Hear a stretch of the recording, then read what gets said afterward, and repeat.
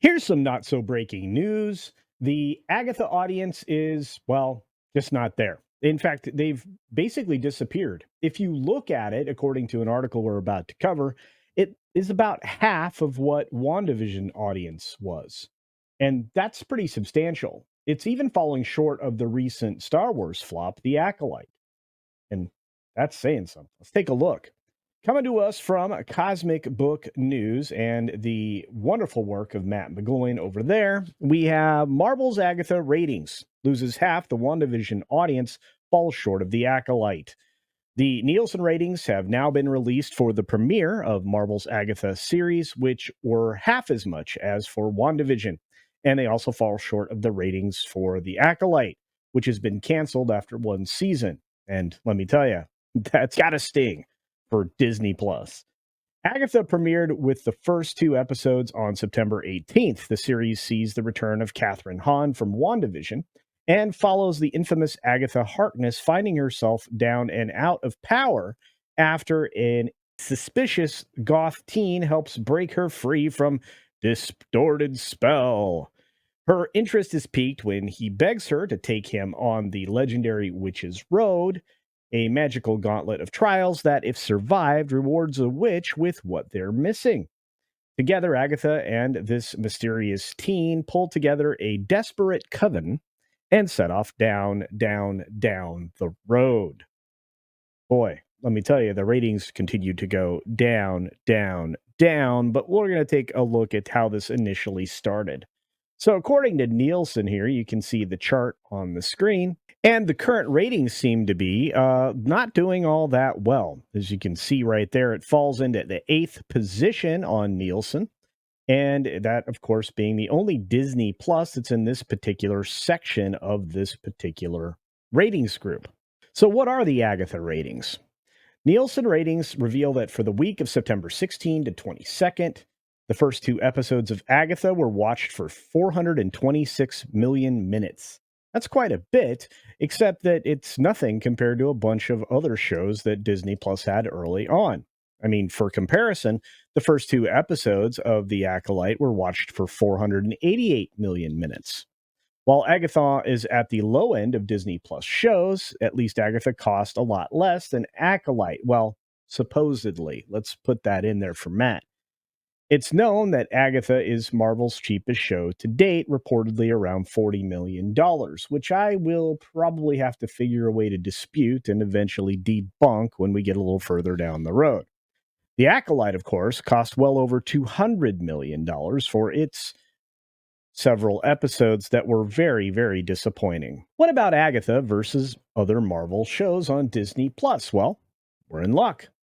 If we compare Agatha to other shows on Disney Plus, Agatha looks to have either the second or third lowest ratings, beating Echo and possibly She-Hulk, which reportedly cost about $200 million as well. In fact, you can almost count on the two cheapest shows being Echo and Agatha, whereas the most expensive shows are all basically in a tie at $200 million. Of course, one of the worst performances is definitely Echo, which released all their episodes at the same time. If you take an average per episode, that really only comes out to 146.2. Agatha's two episodes averaged to get to 213. Interesting. She-Hulk, the first episode, didn't actually make the Nielsen ratings, but the week 2 episode was released and it saw 390 million minutes. And then week 3 saw 472. So that actually went up. We guess that fans only watched the one episode released that week, which is better than Agatha, which is true.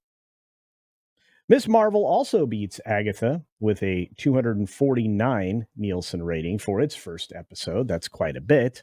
But overall, Agatha loses more than half the audience of WandaVision. WandaVision's first episode had watched 434 minutes. Again, Agatha averages only 213. That's about half, I would say. Secret Invasion was also terrible, with 461 million minutes for the week episode 1 was released. And again, that's still doing much, much better than Agatha all along.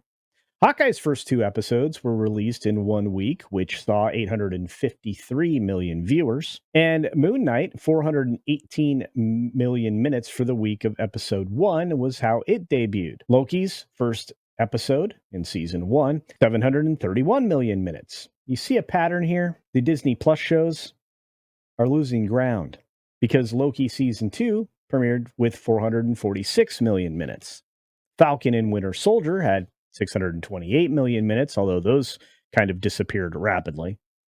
At least another plus for Agatha is that the head of Marvel TV said Agatha has the best watchable return rate of any Marvel show. Well, that's actually good information because it means that you're seeing more people return and less people drop off per episode. So those bottom of the barrel MCU fans are watching the show and apparently like it, or are simply watching it because, it's Marvel. You know, vote Marvel no matter who, I guess. Of course, Rotten Tomatoes is inconsistent when it comes to television ratings, especially when critics and fans are concerned. But it's sitting about the same as 82 and 81, respectively, as far as the superhero genre things tied to Wanda go. And according to Cosmic Book's own rating site, Stinky Garbage, at least it's just sitting at garbage now. Ultimately, if you want to look at ratings, I think the best thing to do is check out Criticless, which is a fantastic website you can sign up for. I know I leave reviews there every once in a while, and at least you'll understand where the real fans are and what they think of any given show.